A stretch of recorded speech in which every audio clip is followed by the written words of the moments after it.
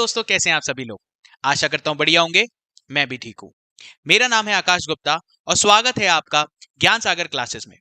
ज्ञान सागर क्लासेस आपके लिए आज लेके आया है एक ऐसा वीडियो जिसके अंदर हम सोल्यूशन प्रोवाइड करा रहे हैं for your exam fundamentals of law and communication. जी हाँ, आपने बिल्कुल सही सुना। आज ही आपका पेपर कंडक्ट किया गया है और हमारा इंस्टीट्यूट लेके आया है इसका सोल्यूशन वीडियो आज ही के दिन। ऐसा हम ज्ञान सागर क्लासेस में ऐसा इसलिए करने की कोशिश कर रहे हैं ताकि आप अपने मार्क्स का सही से आकलन कर पाएं, देखें कि आपकी तैयारी कहाँ है या आप आगे बढ़ने को तैयार हैं, और अगर ऐसा है तो आप अपने सीएमए इंटर की तैयारी टाइमली मैनर में शुरू कर पाएं। ठीक है जी, सीएमए इंटर के बारे में बात चली है तो बता दूं, ज्ञान सागर क्लासेस आपके लिए सीएमए इंटर की क्लासेस शुरू कर रहा है फ्रॉम 18 दिसंबर 2024। जी हाँ, बिल्कुल सही सुना आपने, 18 दिसंबर 2024। अब ज्ञान सागर क्लासेस के बारे में अगर कहूं तो ज्ञान सागर क्लासेस है एक लीडिंग इंस्टीट्यूट जो कि आपको सीएमए फाउंडेशन से लेके सीएमए की प्लेसमेंट तक आपको एक्सटेंसिव प्रिपरेशन करा के आपकी सक्सेस को इंश्योर करता है। आप सीएमए फाउंडेशन के शुरुआती बच्चे हो या सीएमए क्वालिफाइड प्रोफेशनल्स, आपके लिए ज्ञान सागर क्लासेस हमेशा खड़ा है और उनकी मेहनत से आपको बढ़िया रिजल्ट्स मिलते ही हैं। जैसा आप लोग देख सकते हैं, ये सारी तस्वीरें हैं फ्रॉम ऑल द रैंकर्स जो हमारे इंस्टीट्यूट से निकले हैं, और हम इन टोटलिटी 15 करोड़ तक के पैकेजेस अभी तक लगवा चुके हैं। पहली पिक्चर है ये, और दूसरा दिखाता है और भी लोग जो हमारे इंस्टीट्यूट से एसोसिएट होके मैसिव सक्सेस हासिल कर पाए। अच्छा, ज्ञान सागर क्लासेस के लिए जुड़ने के लिए आप लोग जा सकते हैं हमारी वेबसाइट जो कि है gyansagarclasses.com, जहां पे आपको ये सारी ही इंफॉर्मेशन मिल जाएगी। यहां पे कुछ नंबर्स भी हैं।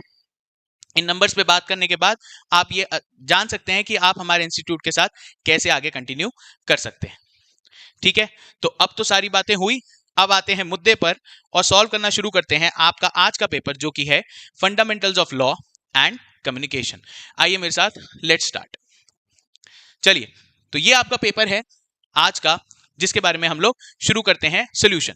तो सबसे पहले आपके पास में आता है लॉ का पोर्शन और उसको हम सॉल्व करने की कोशिश करते हैं। चलिए, सबसे पहला क्वेश्चन है the decision of any high court shell prevail over. किसके ऊपर ये प्रीवेल करना चाहिए? हाई कोर्ट का डिसीजन। तो यहां पे आपके पास पहला ऑप्शन है subordinate courts under the high court, union territories, all state high courts and through out India. इसका सही आंसर होता है सबऑर्डिनेट कोर्ट्स। सबऑर्डिनेट कोर्ट्स के ऊपर हाई कोर्ट का डिसीजन जो है वो प्रीवेल करता है। आइए क्वेश्चन नंबर 2 की तरफ चलते हैं। Which of the following is a quasi judicial body.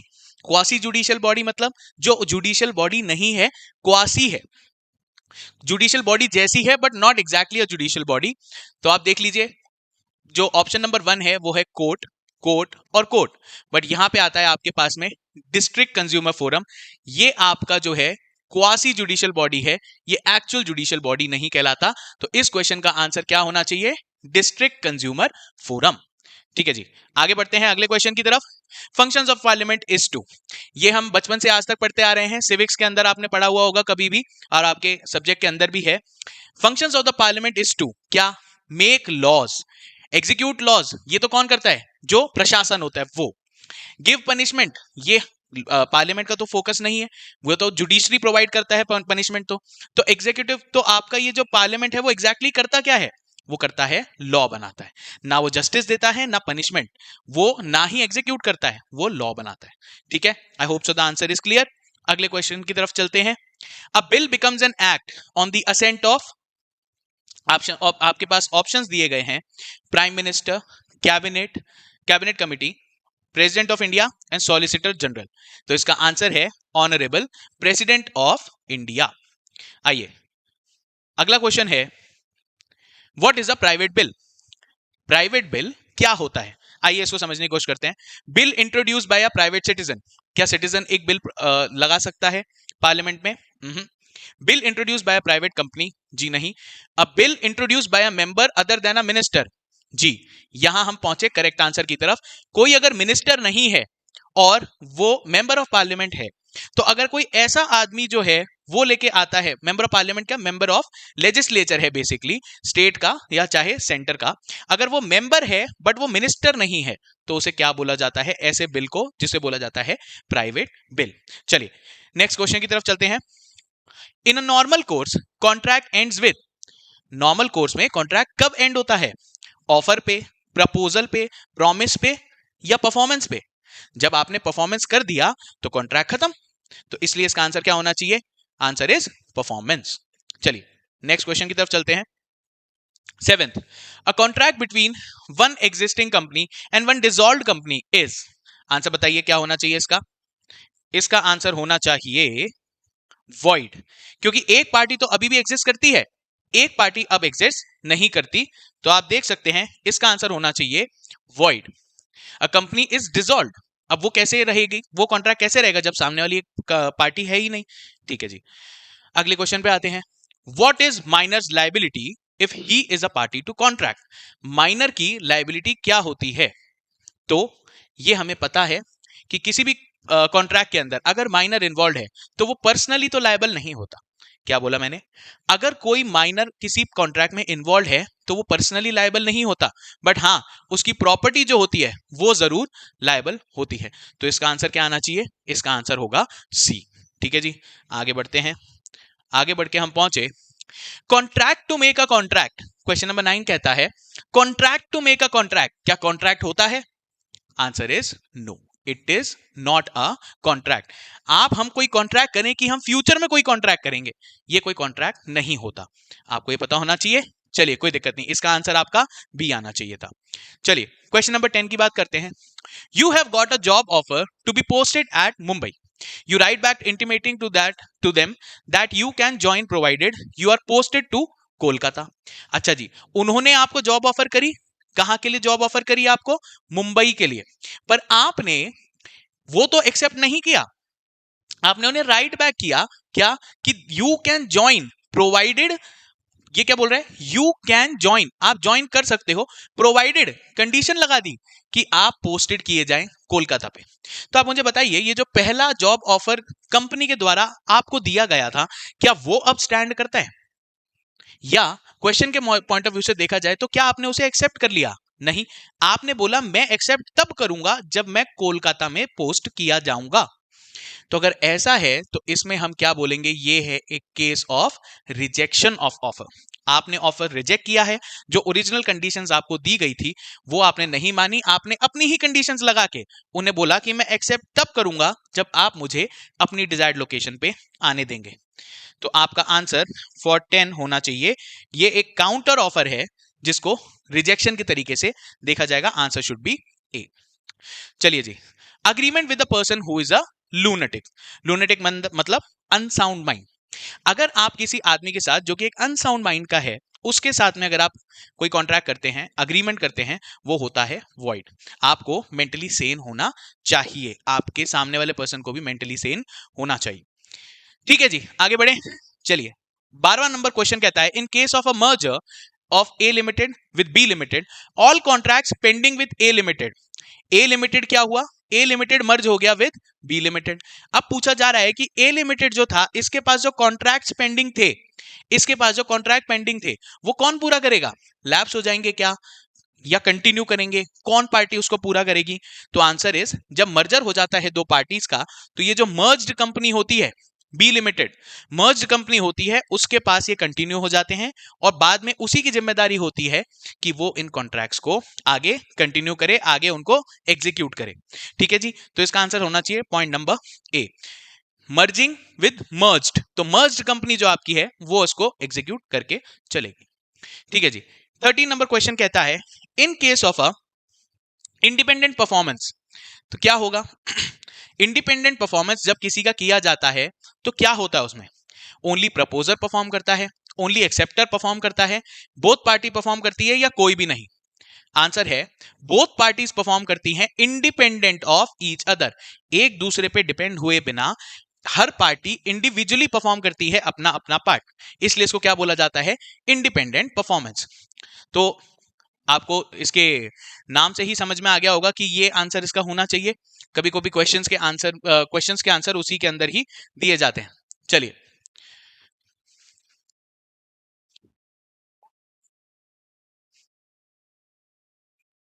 आगे बढ़ते हैं।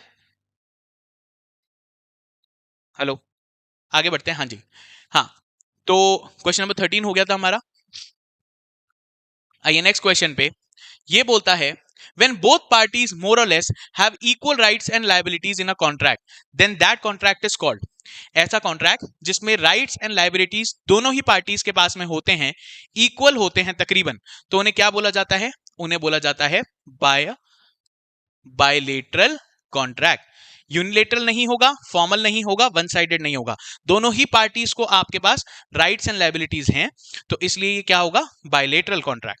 चलिए अगला question 15। A job application by a person is. अगर एक आदमी जॉब एप्लीकेशन करता है तो only an information for the job to be done, ये दे रहा है क्या वो एक ऑफर दे रहा है फॉर डूइंग द जॉब? है ना, पहली दृष्टि में तो ये सही लग रहा है। उसके बाद invitation to start a job है क्या? ऑफरिंग हिज कैंडिडेचर, जी नहीं, ये वाली बात नहीं होगी। ये अब अगर एक जॉब एप्लीकेशन के लिए एक आदमी किसी कंपनी या फ्यूचर एम्प्लॉयर के पास में अपना आवेदन दे रहा है, अपना जॉब एप्लीकेशन दे रहा है कि सर मैं अवेलेबल हूं इस तरीके की जॉब करने के लिए जो आपने पोस्ट की है, तो उसे एक ऑफर कहा जाता है फॉर डूइंग द जॉब। मैं ऑफर कर रहा हूं जॉब करने के लिए, इसलिए तो आपको क्या भेज रहा हूं? Job application. इसलिए इसका आंसर होना चाहिए बी। आगे बढ़ते हैं। एन अंडरस्टैंडिंग बिटवीन टू और more person, not expressly a contract. अगर एक दूसरे के बीच में एक अंडरस्टैंडिंग हो गई which is not expressly a contract but in the nature of contract, उसे क्या कहा जाता है? अगर दो लोगों के अंदर एक फॉर्मल नहीं है, ये एक फॉर्मल एक्सप्रेसली बनाया हुआ कॉन्ट्रैक्ट नहीं है, बट आपस में एक रजामंदी हो गई है, तो उसे आप क्या कहोगे? Quasi contract, contingent contract, illegal contract या फॉर्मल कॉन्ट्रैक्ट? इसे कहा जाता है क्वासी कॉन्ट्रैक्ट। कंटिंजेंट कॉन्ट्रैक्ट का मतलब होता है कि कोई पर्टिकुलर कंडीशन होगी तब ये कॉन्ट्रैक्ट जो है उसको पूरा किया जाएगा। इलीगल कॉन्ट्रैक्ट मतलब जो लॉफुल है ही नहीं। फॉर्मल कॉन्ट्रैक्ट मतलब जिसको फॉर्मली ड्राफ्ट किया जाए, वो आपका कॉन्ट्रैक्ट फॉर्मल कॉन्ट्रैक्ट हो गया। इसलिए अगर कोई एक्सप्रेसली आपको नहीं बताया गया कि कॉन्ट्रैक्ट है, तो उसको बोला जाता है क्वासी कॉन्ट्रैक्ट। चलिए नेक्स्ट क्वेश्चन की तरफ चलते हैं। आगे आइए, question number 17। A contract not performed by the performer. A contract not perform by the performer, ये क्या डिनोट करता है? किसी एक पार्टी को कुछ बोला गया कि सर आपको ये करना है, उसने ये काम नहीं किया। अगर उस कॉन्ट्रैक्ट को इस आदमी ने नहीं किया, तो व्हाट विल वी से? हम बोलेंगे कि सर आपने कॉन्ट्रैक्ट को ब्रीच कर दिया है, आपने उस कॉन्ट्रैक्ट को तोड़ दिया है। अबैंडनमेंट ऑफ कॉन्ट्रैक्ट मतलब नहीं, वो तो कैंसिल ही हो जाता है कॉन्ट्रैक्ट। नहीं, ये पूछ रहा है अगर कॉन्ट्रैक्ट परफॉर्म ही नहीं किया गया तो क्या कहते हैं उसे? किसी एक पर्टिकुलर परफॉर्मर द्वारा, उसे कहते हैं ब्रीच ऑफ अ कॉन्ट्रैक्ट। चलिए नेक्स्ट क्वेश्चन की तरफ चलते हैं। अ contract is valid without consideration in case of. Consideration का मतलब क्या होता है जी? कंसिडरेशन का मतलब होता है समथिंग इन रिटर्न। आप कुछ करते हैं, बदले में आपको, एवज में आपको कुछ जो मिलता है, उसे बोलते हैं consideration. It can be money, it can be in kind, कैसे भी। अब सुनिए, a contract is valid without consideration. Consideration मिली ही नहीं, एवज में मुझे कुछ मिला ही नहीं, तो क्या इसका आंसर ए हो सकता है? जी नहीं, आंसर ए नहीं हो सकता। सेल में आप कुछ खरीदते हैं तो पैसा भी देते हैं, कॉन्ट्रैक्ट पूरा हो जाता है। पर क्या गिफ्ट में ऐसा होता है? हाँ। एजेंसी में ऐसा होता है? हाँ। तो इसका आंसर फाइनली क्या होना चाहिए? डी। समझ में आई बात? बोथ होगा। बोथ ही केसेस में विदाउट कंसिडरेशन क्या होता है? आपका कॉन्ट्रैक्ट परफॉर्म हो जाता है विदाउट अ कंसिडरेशन। चलिए नेक्स्ट क्वेश्चन पे चलते हैं। आइए क्वेश्चन नंबर 19 की बात करते हैं। A contract shall not be void if it is not against. ये कह रहा है a contract shall not be void, एक कॉन्ट्रैक्ट को वॉइड नहीं ठहरा सकते if it is not against. किसके? देखिए, सबसे पहले तो आपका कॉन्ट्रैक्ट लॉ के अगेंस्ट नहीं होना चाहिए, पब्लिक पॉलिसी के अगेंस्ट नहीं होना चाहिए। ऐसा क्यों? सर लॉ और पब्लिक पॉलिसी बनाते ही कौन है? अभी हमने क्वेश्चन भी किया था, पार्लियामेंट। पार्लियामेंट मतलब गवर्नमेंट बनाती है, गवर्नमेंट बनाती है लॉ, गवर्नमेंट बनाती है public policy. Public policy civil तरीके से जो हमारी गतिविधियां हैं उनको चलाने के लिए लॉ बनाती है कि सर अगर आपने ये चीजें तोड़ी तो आपको पनिशमेंट क्या दिए जाएंगे। समझ में आई बात? तो आपका कॉन्ट्रैक्ट इन दोनों के ही खिलाफ नहीं होना चाहिए। अगर इन दोनों के खिलाफ हुआ तो वॉइड हो जाएगा। अगर नहीं है, अगर कॉन्ट्रैक्ट इन दोनों के खिलाफ नहीं है, बोथ अबव, तो क्या होगा, ये इट इज मतलब it should not be a void contract. तो तुम्हारा आंसर क्या आया फिर? इसका आंसर आया सी, बोथ अबव।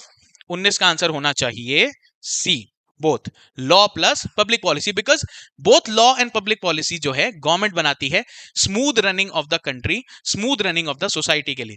अगर आपका कॉन्ट्रैक्ट इन्हीं के खिलाफ चला गया तो सीधे ही वॉइड बना दिया जाएगा। इस वजह से आपका जो कॉन्ट्रैक्ट है इन दोनों के खिलाफ नहीं होना चाहिए, तभी वो शैल नॉट बी वॉइड होगा। ट्रिकी क्वेश्चन था, थोड़ा शब्दों का घुमाव है, पर आप आई होप सो समझे होंगे लॉजिक को। चलिए क्वेश्चन नंबर 20 की बात करते हैं। वेजरिंग अग्रीमेंट, जी वेजरिंग अग्रीमेंट, नया पॉइंट आया। वेजरिंग अग्रीमेंट, वेजरिंग अग्रीमेंट क्या होता है? सट्टा लगाना, शर्त लगाना, ठीक है, शर्त लगाना। ऐसे अग्रीमेंट इंडिया के अंदर declared by Indian contract act 1872, क्या ये इलीगल एंड वॉइड है? आपको लगता है ये इलीगल है? ऐसा प्रथम दृष्टि में लगता है जरूर, बट ऐसा है नहीं, इलीगल तो नहीं होते, क्योंकि कुछ हाँ इलीगल तो नहीं होते, क्योंकि होते तो हैं इंडिया के अंदर, ठीक है। इंडिया के अंदर कुछ स्टेट्स हैं जहां पे ऐसे वेजरिंग कॉन्ट्रैक्ट्स को मान्यता दी जाती है, ठीक है। कुछ स्टेट्स हैं इंडिया में जहां ये प्रैक्टिस फॉलो होती है, that's why it is not illegal and then it's not void. तो आंसर क्या होना चाहिए इसका? इसका आंसर है वॉइड बट नॉट इलीगल। ये वॉइड है बट इलीगल नहीं है, ठीक है। ये कॉन्ट्रैक्ट करना आपको वॉइड किया जाता है, पर ये इलीगल नहीं है, क्योंकि कुछ स्टेट्स के अंदर इसकी जो है आपको एक्सेप्टेंस दे रखी है। आगे बढ़ते हैं क्वेश्चन नंबर 21 की तरफ। A sale between a seller and a buyer which requires goods to move from one state to another, क्या बोला? one state to another within a country will amount to, एक स्टेट है, आप जैसे resident है राजस्थान के और ये है यूपी, आपका गुड्स यहां से जाके यूपी के अंदर डिलीवर हो रहा है, इसे क्या बोला जाएगा? इसे क्या बोला जाएगा? Inter state. अगर ये स्टेट, अगर कोई ट्रांजैक्शन विद इन राजस्थान, मान लीजिए राजस्थान है, विद इन राजस्थान ही हो रही होती, तो इसे तो बोला जाता विद इन, यानी इंट्रा, इंट्रा, और इसे बोलते हैं इंटर। तो इसका आंसर होना चाहिए क्या? Inter, that means option number ए। ठीक है जी, आगे बढ़े। चलिए जी नेक्स्ट क्वेश्चन पे आते हैं। नेक्स्ट क्वेश्चन बात करता है agreement of sale. Now this is a very very good question, बहुत ही बढ़िया क्वेश्चन है, ध्यान से देखेंगे इसको। क्वेश्चन नंबर 22 कहता है agreement of sale dash agreement to sale. एक वर्ड है ऑफ सेल, एक वर्ड है टू सेल, ठीक है जी। अब ये पूछ रहा है आपसे कि यहां पे क्या आएगा? Precedes, succeeds, happens at the same time और आर नॉट रिलेटेड। पॉइंट क्या है सर? पॉइंट क्या है? पॉइंट है सर, ये दो अग्रीमेंट हैं, इनकी प्लेसमेंट आपको देखनी है, ये कब होते हैं। आइए चलिए इसको थोड़ा सा एनालाइज करते हैं। एक तो है अग्रीमेंट ऑफ सेल, एक है अग्रीमेंट टू सेल। मैं आपसे अग्री कर रहा हूं कि मैं आपको कुछ बेचूंगा, मैं आपको कुछ बेचूंगा, इसका अग्रीमेंट कर रहा हूं आज, यानी बेचूंगा मतलब आगे किसी और डेट पे, आगे किसी फ्यूचर डेट पे, ठीक है। तो इसके लिए मैं क्या बोलूंगा कि अग्रीमेंट टू सेल, क्या बोला? Agreement to sale, to sale आज हो रहा है, और अब अग्रीमेंट ऑफ सेल, यानी लॉजिकल सीक्वेंस में ये होगा अग्रीमेंट ऑफ सेल, सेल का अग्रीमेंट, क्या बोल रहा है? Agreement of sale, of sale होगा बाद में, यही आपसे पूछ रहा है। अब देखिए अग्रीमेंट टू सेल पहले हो रहा है, अग्रीमेंट ऑफ सेल बाद में हो रहा है, तो इसका मतलब क्या हुआ कि agreement of sale, agreement of sale succeed करता है अग्रीमेंट टू सेल को, सक्सीड करता है, सक्सीड बाद में होता है, सेल करने का अग्रीमेंट पहले होता है, agreement of sale, of sale बाद में होता है। दैट मींस आपका इसका आंसर होगा बी, दैट मींस आप जो है अग्रीमेंट टू सेल पहले करते हैं, अग्रीमेंट ऑफ सेल बाद में करते हैं। चलिए जी आगे बढ़ते हैं बात को लेके। बहुत ही बढ़िया क्वेश्चन था, इसका आंसर बी होना चाहिए। कई बच्चे इसके अंदर कंफ्यूज हुए होंगे, आसान नहीं है, ठीक है। चलिए नेक्स्ट बात करते हैं। Question number 23, delivery of car keys by a seller of car to the buyer is called dash delivery. एक कार की चाबी दी, गाड़ी नहीं दी, कार की चाबी दी, तो ऐसे को क्या बोलते हैं? इसे बोलते हैं सिंबॉलिक डिलीवरी। एक्चुअल डिलीवरी तो एक्चुअली में गाड़ी दे देता, ये इसने डिलीवरी ऑफ कार कीज दी गई सेलर द्वारा गाड़ी के बायर को, चाबी ही दे दी, तो इसका मतलब आपने ओनरशिप ट्रांसफर कर दी, सिंबॉलिक आपने क्या करा? डिलीवरी कर दी। ठीक है जी, आगे बढ़िए, ऊपर आइए क्वेश्चन नंबर 24 पे। Delivery by the seller can be actual delivery, symbolic delivery, constructive delivery, उसी कॉन्सेप्ट से रिलेटेड क्वेश्चन वहीं के वहीं। एक्चुअल डिलीवरी भी कर सकता है सेलर, सिंबॉलिक भी कर सकता है, कंस्ट्रक्टिव भी कर सकता है। इसका मतलब सही आंसर क्या है? Any of the above. इनमें से सेलर कितनी भी तरीके की डिलीवरी कर सकता है। क्वेश्चन नंबर 25 पे आते हैं। Sale is not complete unless the possession and, possession मतलब आपका हक, आपका सॉरी आपका पोजेशन, उसके ऊपर आपका पकड़ना आपके हाथ में है क्या, वो ये सेल तब तक पूरी नहीं होगी। एक तो आपकी पकड़ में होना चाहिए जो असेट आपको दिया जा रहा है, दूसरा इसका टाइटल ट्रांसफर होना चाहिए। अगर टाइटल ट्रांसफर नहीं होगा उसे सेल नहीं मानते। आपको सेल किया जा रहा है तो एक तो आपकी वो गिरफ्त में आ जाना चाहिए, तो क्या बोला गया? Sale is not complete unless the possession, एक तो गिरफ्त में होना चाहिए, आपके हाथ में होना चाहिए, दूसरा उसके अंदर की ओनरशिप, उसके अंदर का टाइटल, टाइटल को डिफाइन किया गया है ओनरशिप जैसे, पर टेक्निकल टर्म क्या है? टाइटल। टाइटल ट्रांसफर होना चाहिए। ऐसा आपने अपने घरों के अंदर भी सुना होगा कि इस पर्टिकुलर लैंड का टाइटल ट्रांसफर हो गया। इसका मतलब क्या? सेल हो गई है उस एसेट की, उसका पोजेशन भी और उसका टाइटल भी सामने वाले को ट्रांसफर कर दिया गया है। That's why the answer is A. Next question, question number 26। When a buyers goods are sold based on, buyer के गुड सोल्ड किए जाते हैं on the basis of sample, तो good shall conform to, sample के basis पे कोई cell हुई, sample के बेसिस पे कोई सेल हुई तो वो किसको कंफर्म करने चाहिए? Sample only. डिस्क्रिप्शन अगर वो बताता कि सर मुझे लाल गाड़ी चाहिए, तो आप उसको लाल गाड़ी देंगे, तो आप उसको डिस्क्रिप्शन पे दे रहे हैं, जो उसने डिस्क्राइब किया था उस पे आपने उसको सेल कर दी। बट यहां पे क्या डिस्क्रिप्शन की बात हो रही है? Answer is no. When a buyers goods are sold on the basis of sample, वो सैंपल दिया गया था उसी के बेसिस पे, जैसा बायर सैंपल दे रहा है वैसे ही उसको गुड्स दिए जा रहे हैं, तो उसको कंफर्म करना चाहिए सैंपल से। क्लियर हो गई बात? ठीक है, I hope so the question should be clear. आगे बढ़ते हैं क्वेश्चन नंबर 27 पे। कैवियाट एम्प्टर, बताइए जी, 27 नंबर क्वेश्चन जो है वो बात करता है कैवियाट एम्प्टर की। इसका मतलब क्या होता है? इसके बोला जाता है buyer alone is responsible for checking the quality and suitability. क्या बोला गया? buyer alone is responsible for suitability and checking the quality. तो अगर अब क्वेश्चन पे ध्यान दीजिएगा, doctrine of caveat emptor is not applicable. Not applicable मतलब इसका क्या मतलब हुआ? कि अब बायर जो है वो खुद जिम्मेदार नहीं है, खुद जिम्मेदार नहीं है। कैविएट एम्प्टर कहता है कि आपको खुद जिम्मेदार होना चाहिए for checking the quality and the suitability. तो आइए अब इन ऑप्शंस को अपन थोड़ा सा एग्जामिन करते हैं। In the case of sale under a patent name where the seller is guilty of fraud, ये बात नहीं होगी। In case of sale under a trade name, ये भी नहीं लग रहा। Where the buyer relies on the skill and judgement of the seller, क्या कहा गया था? कैविएट एम्प्टर में स्किल एंड जजमेंट किसकी होनी चाहिए? बायर की खुद की। आप खुद अपने सामान के जिम्मेदार हैं, आप खुद अपनी खरीद के जिम्मेदार हैं, बायर। बट अब क्या कह रहा है ये? Not applicable. नॉट एप्लीकेबल का मतलब वो अपनी स्किल सामने वाले के ऊपर डाल रहा है। वो बोल रहा है कि सेलर साहब आप जो बोल रहे हो मैं आपके हिसाब से खरीदूंगा, इसलिए इसका आंसर आना चाहिए डी। समझ में आई बात? मुद्दा क्लियर हुआ? डॉक्ट्राइन ऑफ कैविएट एम्प्टर कहता है कि बायर ही जो है वो क्या होगा? वो ही रिस्पॉन्सिबल होगा for the skill and judgement. But इस बार क्या हो रहा है?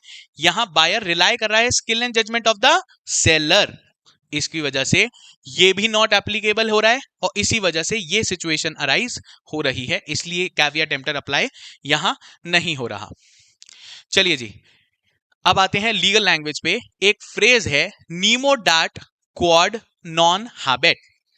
ठीक है जी, ये दी जाती हैं लीगल लैंग्वेजेस के अंदर, कई सारे अपने किवदंतियां होती हैं जिसे कहा जाता है। तो the phrase Nemo that quad non habit, ये आपके क्वेश्चन में आपकी किताब में सीधा सीधा इसका आंसर दिया गया है। इसका मतलब होता है nothing can be given to something, no one can give something which he does not possess. आपके पास में अगर कुछ नहीं है तो आप उसको दे नहीं सकते. जो आपकी कोई चीज नहीं है तो वो आप किसी और को नहीं दे सकते. इसका कहने का मतलब ये है. इसे दूसरी भाषा में कहा जाता है नीमो डाट क्वाड नॉन हैबिट, और ये लीगल लैंग्वेजेस में यूज की जाने वाली टर्म्स है. चलिए अब आते हैं क्वेश्चन नंबर 29 पे. ये पूछ रहा है अनपेड सेलर क्या क्या कर सकता है. ठीक है जी. अनपेड सेलर आपने कुछ खरीदा, ये आप हो बायर, ये है सेलर. आपने इसको पैसे नहीं दिए, ठीक है, सामान ले आए, सामान ले लिया पर पैसे नहीं दिए. क्या बोला? मनी, है ना. मनी नहीं दिया आपने, तो ये क्या क्या कर सकता है? मनी आपने नहीं दिया इसको. अच्छा, अब क्या करें? क्या वो आपके गुड्स को पकड़ के रख सकता है? लियन रख सकता है आपका? रख सकता है, उनको पकड़ के रख सकता है. स्टॉपेज कर सकता है गुड्स की, कहीं चल रहे हो, आप तक पहुंचने वाले हो, रुकवा सकता है उन्हें. हाँ. रीसेल कर सकता है क्या? अगर आप पेमेंट नहीं कर रहे हो, आपने बोला कि मैं ये खरीद रहा हूं, पर आप बोलो सर पैसे पैसे मैं दूंगा बाद में, तो वो सामने वाला उसको रीसेल भी कर सकता है. ऐसे केस में अनपेड जो सेलर है वो एक्चुअली में आपके लिए कर सकता है ऑल ऑफ दी अबव. तो ऑप्शन का मतलब क्या हुआ? All of the above. आपका आंसर आएगा डी. समझ में आ गया? चलिए next question. Any stipulation essential to the main purpose of the sales contract. ये पढ़ा है आपने, ये पढ़ा होगा, बड़ा ही इंपॉर्टेंट इसका एक टॉपिक होता है. इसके अंदर स्पेसिफिकली बात की जाती है. अ स्टिपुलेशन मतलब कंडीशन, कोई चीज पर्टिकुलर होगी ही होगी. Essential to the main purpose, ये होना ही चाहिए, बिना हुए ये जो आपका कॉन्ट्रैक्ट है ये होगा नहीं. ऐसा कुछ कहा जाता है तो उसे बोलते हैं कंडीशन. ठीक है, उसे वारंटी नहीं कहते, उसे बोलते हैं कंडीशन. ये चीज होगी तो ही सेल्स कॉन्ट्रैक्ट होगा, तो इसको क्या बोला जाता है? Condition. I hope so the point is clear. ये आपको आना चाहिए. It is a very important and very repeated kind of a topic जिसपे से बार बार क्वेश्चन पूछे जाते हैं. चलिए अब आता है थोड़ा सा कॉन्ट्रोवर्शियल सवाल. क्वेश्चन नंबर 31, जहां पूछा जा रहा है negotiable instruments act was enacted in. आपको पता होना चाहिए नेगोशिएबल इंस्ट्रूमेंट्स एक्ट आया था 1881 में. ये पूछ रहा है इनैक्टेड, इनैक्ट कब किया गया, एक्ट में कब बदला गया उसको, तो इसका आंसर होगा 1881. Quite specifically to be honest ये आना चाहिए 9 दिसंबर 1881. ठीक है जी. एक आपको डेट और दी गई है, वहां बोलते हैं केम इन फोर्स. ये होगा केम इन फोर्स ऑन 1 मार्च 2000 बोल रहा हूं 1882. बट ये इसका आंसर नहीं है. ये पूछ रहा है इनैक्टेड, एक्ट में कब बदला गया इसको. एक्ट में बदला गया जिस साल ये एक्ट बना है, जिसके नाम पे इसका नाम है negotiable instruments act 1881. Answer is this, और ये आपका 1881 आंसर हो जाएगा बी. ठीक है जी. चलिए नेक्स्ट बात करते हैं क्वेश्चन नंबर 32 की. बैंक में refuse payment against a cheque. Bank में refuse a payment against a cheque if there is no balance in the account, signature of the drawer is not matching, है ना. No balance, balance ही नहीं है, आपका signature match नहीं कर रहा. Stop payment instruction आपको रिसीव हो चुकी है. आप बैंक के इस खाते के क्या हो, आप खाता धारक हो. आपने ये वाला एक ऑर्डर दे दिया कि जी ये जो चेक का पेमेंट है इसे स्टॉप कर दो, तो क्या फिर बैंक रिफ्यूज कर देगा ना पेमेंट को? वो पेमेंट जो चेक के ऊपर पेमेंट होने वाला है उसको रिफ्यूज कर देगा. इसलिए ये तीनों ही सही हैं, इसलिए इसका आंसर है डी, ऑल और एनी ऑफ द अबव. अगर ऐसा कुछ भी होता है तो बैंक में refuse the payment against the cheque. चलिए question number 33. In course of a negotiation a bill goes from one person to another, they are called holders in due course. इसका आंसर होना चाहिए 33 का holders in due course. Negotiation के दौरान एक bill जाता है from one person to another, तो उन्हें क्या कहते हैं? उन्हें कहते हैं holders in due course. Come to the next question. Question number 34. In case of a check, the drawee is. Cheque किस पे ड्रॉ किया जाता है? एक तो होता है ड्रॉअर, ठीक है, एक होता है कौन? ड्रॉअर जिसने चेक बनाया. एक होता है ड्रॉई जिसपे चेक ड्रॉ किया जाता है, और एक होता है पेई जिसे मिलता है पैसा. तो ड्रॉई यहां पे होता है कौन? Bank. Answer is C, bank के ऊपर ड्रॉ किया जाता है. तो ड्रॉ किस पे हुआ? बैंक पे. ड्रॉई कौन? बैंक। पेई कौन? जिसको पे कर रहे हो, ठीक है। Important question. बैंक जो होता है वो ड्रॉ ही होता है फॉर अ चेक। जो ड्रॉ किया जाता है वो बैंक के ऊपर किया जाता है। Next question 35। If a minor draws, endorses, delivers और नेगोशिएट्स एन इंस्ट्रूमेंट। क्या बोला? ड्रॉज, एंडोर्सेस, डिलीवर्स और नेगोशिएट्स। क्या? An instrument. Such instrument binds. किसको बाइंड करता है जी? माइनर को आप बाइंड नहीं कर सकते। बाकी जितने भी इस इंस्ट्रूमेंट के अंदर लोग होंगे वो सब बाइंड किए जाएंगे। माइनर जो है उसे किसी कॉन्ट्रैक्ट में नहीं बांधा जा सकता। इसलिए all parties to the instrument except the minor is the correct answer.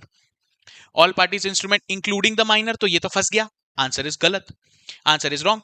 Only the minor and not other parties to the instrument, ये तो बिल्कुल ही गलत है।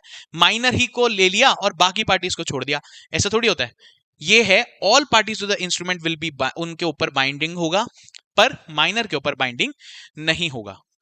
क्वेश्चन नंबर 36 पे आते हैं। Upon dishonour of a cheque the payee can initiate legal action. Dishonour हो गया चेक, आपने चेक लगाया, पैसा नहीं मिला, आप जो पेई है वो इनिशिएट कर सकता है लीगल एक्शन। कौन से सेक्शन में? End of the NI act, negotiable instruments act में कौन से एक्ट के अंदर आप इनिशिएट कर सकते हैं लीगल प्रोसीडिंग्स? Answer is 138। ये आपका बड़ा ही जग जाहिर आंसर होना चाहिए। आपने अच्छे से पढ़ाई करी होगी तो आपको जरूर पता होगा इसके बारे में। ठीक है जी, आगे बढ़ते हैं। In case of a cheque acceptance by a drawee is. भाई एक बात बताओ, अभी बात करी थी हमने आपने चेक डाला, सॉरी चेक बनाया आपने, है ना? चेक बनाया तो आपने किसके ऊपर बनाया? ड्रॉई कौन पूछा था अभी हमने? बैंक। करेक्ट। आप जब चेक बनाते हो तो आप क्या एक्सेप्टेंस लेते हो क्या कि बैंक जी मैं ये चेक बना दूं क्या? Answer is no.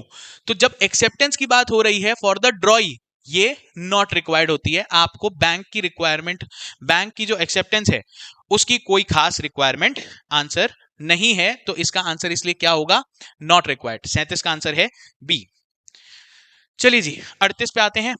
If the bill of exchange is payable after site, ध्यान दीजिएगा इस बात पे, इस पे थोड़ा सा कॉन्सेप्ट है। If a bill of exchange is payable after site, यानी आपको दिखा दिया गया उसके बाद ये क्या किया गया?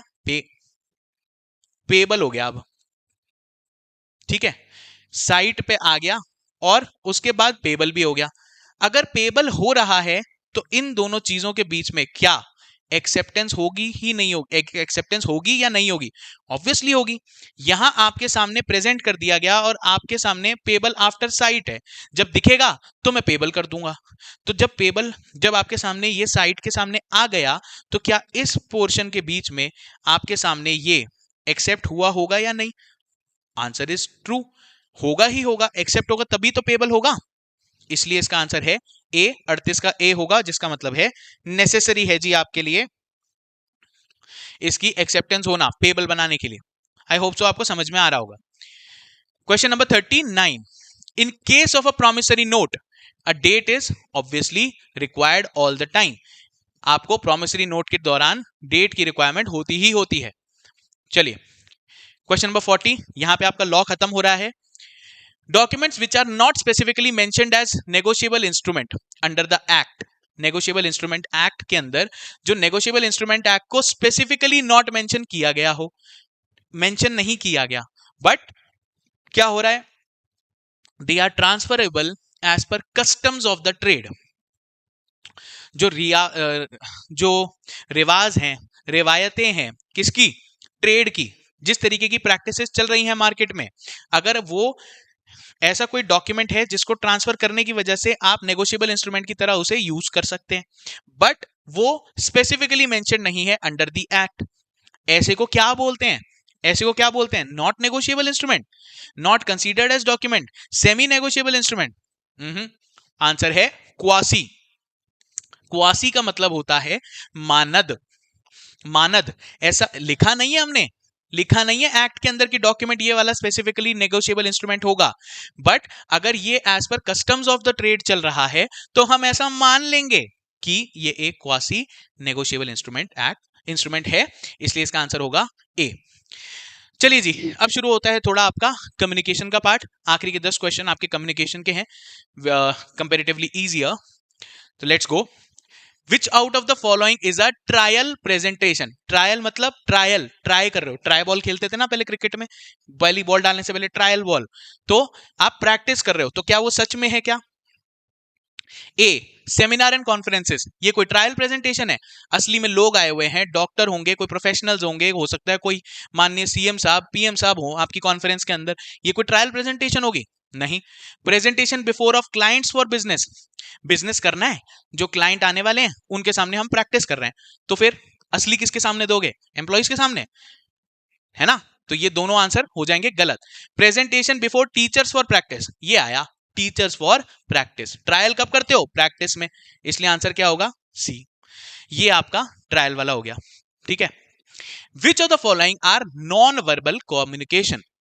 फेशियल एक्सप्रेशन से आप क्या अपनी बातें कहते हो, एक क्लास से दूसरी क्लास में कहते हो, इस क्लास में मजा नहीं आ रहा है ना, फेशियल एक्सप्रेशन, आई कांटेक्ट, आंखों ही आंखों में इशारा हो गया, सुनी होगी बातें, जेस्चर, तो नॉन वर्बल बोला क्या आपने? कुछ नहीं, पर इन सब चीजों से आपने अपने भाव प्रकट कर दिए, आपने अपनी भाव भंगिमाएं प्रकट कर दी, इसलिए इसका आंसर होना चाहिए डी। आई बात समझ में? चलो 43 नंबर पे बात करते हैं। Which of the following is are a constituent of 7 C's of communication? ये नाउ एक इंपॉर्टेंट पार्ट होता है, आपको इस चीज के बारे में जानकारी होनी चाहिए। ये क्वेश्चन हल्का सा ट्रिकी है, ये क्वेश्चन हल्का सा ट्रिकी है, क्यों? 7 C's में हम बात करते हैं कंप्लीट, कंप्लीट, ठीक, क्लियर, तो आपको ये वर्ड का क्लैरिटी ढूंढना पड़ेगा। 7 C's में कंप्लीट की भी बात है, क्लियर की भी बात है, और किसकी बात है? कॉन्क्रीट की, सभी की बात है, बट ये उनकी एक तरीके से एडवर्ब बना रहा है, एडवर्ब बना, नाउन बना रहा है इनको। कंप्लीटनेस, क्लैरिटी, ये क्या है? एडजेक्टिव। कंप्लीट, क्लियर, कॉन्क्रीट, आपका जो कम्युनिकेशन है वो क्या होना चाहिए? कम्युनिकेशन को एक्सप्लेन कर रहा है एडजेक्टिव के माध्यम से, कंप्लीट, क्लियर, कंक्रीट, बट यहां ये लिखे हैं इन्होंने नाउन्स, इनके नाउन बना दिए, कंप्लीटनेस, क्लैरिटी, कंक्रीटनेस। कोई बच्चा तो इसको करेक्टनेस पढ़ जाएगा, ध्यान से देखो, ये लिखा है कंक्रीटनेस, कंक्रीटनेस, तो इसलिए इसका आंसर होगा डी। ये सारे ही इसके अंदर आते हैं पार्ट्स, कंप्लीट भी होता है, क्लियर भी होता है, कंक्रीट भी होता है, अंडर 7 C's ऑफ कम्युनिकेशन, इसलिए इसका आंसर होना चाहिए D. Let's move forward to next question. यहां बात हो रही है हॉरिजॉन्टल कम्युनिकेशन की। हॉरिजॉन्टल मतलब सेम लेवल, सेम लेवल, ऐसे कम्युनिकेशन हो रहा है, ऐसे ऐसे, ऐसे नहीं हो रहा, ऐसे हो रहा है।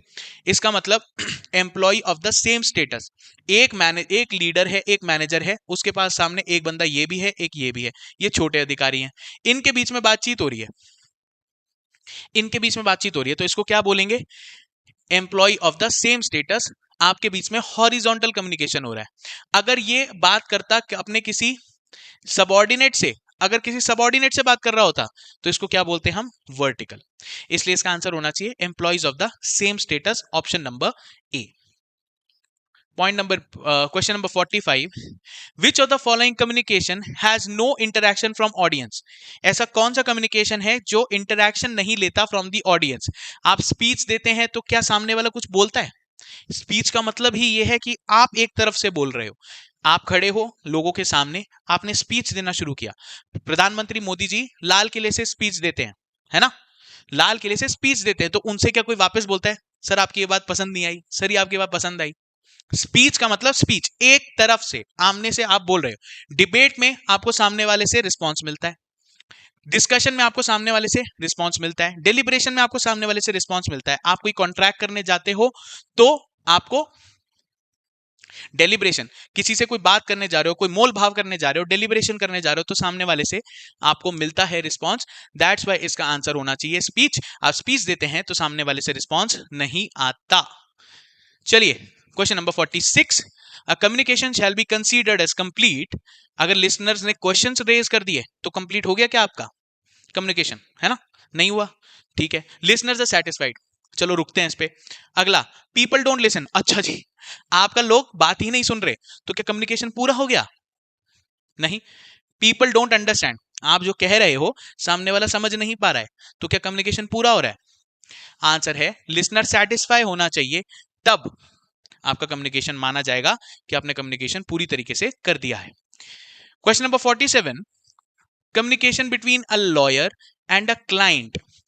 लॉयर कौन होता है सर?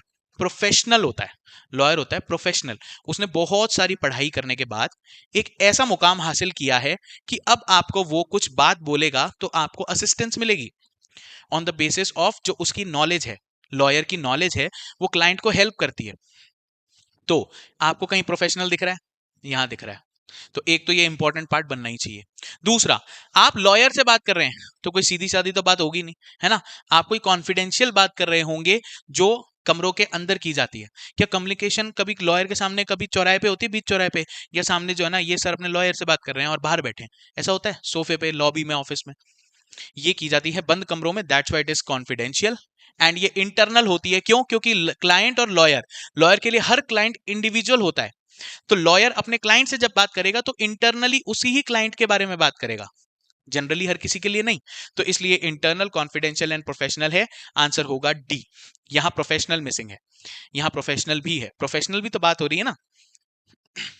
आप अपने पर्सनल केस के लिए जाइए, प्रोफेशनल एडवाइस के लिए जाइए, उसके लिए तो प्रोफेशनली कम्युनिकेशन है। वो तो आपका लॉयर है ना, वो तो अपना प्रोफेशन कर रहा है। ठीक है। Now days mass communication is made through, पुराने जमाने में इसका आंसर हुआ होता था प्रिंट मीडिया। लोगों से, बहुत सारे लोगों से एक साथ बात करनी है। आज मैं अपनी दुकान खोल रहा हूं, यहां ऐड दे दिया प्रिंट में, प्रिंट में चला गया, मास कम्युनिकेशन हो गई। पर ये हो गई गुजरे जमाने की बातें। आजकल होता है ये डिजिटल मोड द्वारा। यूट्यूब देखते हो, उससे पहले ऐड आते हैं, तो क्या कर रहे हो? मास कम्युनिकेशन कर रहे हो, बहुत सारे लोगों से एक साथ बातें कर रहे हो आप। तो क्या हो गया? वो डिजिटल मोड। आजकल डिजिटल मोड जो है ज्यादा जो है कॉमन है। चलिए जी, लास्ट अपने 2 क्वेश्चंस पे पहुंचे हम। Question number 49, important question. Proper grammar comes under which C of the communication? Proper grammar जो है आपकी कौन से वाले पार्ट में आती है 7 सीज ऑफ कम्युनिकेशन में? कोहियरेंस में आती है, कंप्लीटनेस में आती है, करेक्टनेस में आती है, कर्टियसनेस में आती है? कर्टियसनेस, मैं आपके सामने बहुत इज्जत से बात कर रहा हूं, कर्टियस हूं, तो उसमें ग्रामर काम आएगी क्या? ग्रामर क्या कोहियरेंस के लिए बात आएगी? आप सही से शब्द बना पा रहे हो या नहीं? कंप्लीटनेस मतलब आपने बात पूरी की या नहीं? आंसर है इसका करेक्टनेस। ये आपको पता हो, मतलब मुझे नहीं पता कि आपको पता होगा नहीं, बट होगा या नहीं, बट प्रॉपर ग्रामर जो है करेक्टनेस में आती है। ठीक है, ध्यान रखेंगे, करेक्टनेस होना चाहिए इसका आंसर। चलिए, फॉर्मल कम्युनिकेशन शुड बी। अब फॉर्मल कम्युनिकेशन, फॉर्मल कम्युनिकेशन का क्या मतलब होता है सर? एक तो ऑफिशियल कम्युनिकेशन, ऐसा कम्युनिकेशन नहीं है जो दो दोस्त बीच में बात कर रहे हैं, है ना? कोई ऑफिस में एक डिपार्टमेंट दूसरे डिपार्टमेंट से बात कर रहा है, कोई मैनेजर नीचे के लोगों से बात कर रहा है, कोई ऐसा बात कर रहा है जो फॉर्मली कम्युनिकेट हो रही है। पहली बात तो ये कि फॉर्मल इस तरीके से बात। दूसरा मेरे को कहना है, फॉर्मल कम्युनिकेशन यूजुअली तब की जाती है जब इसको बाद में फ्यूचर में आप रेफर बैक कर सको, इसको रेफर बैक कर सको। तो रेफर बैक क्या? आपकी मौखिक ओरल बोली हुई बात को आप बाद में वापस रेफर कर सकते हो, until unless it is taped नहीं। तो कोई भी any mode recordable for future reference. Formal communication तब किया जाता है जब वो किया जाना चाहिए for any mode recordable for future reference.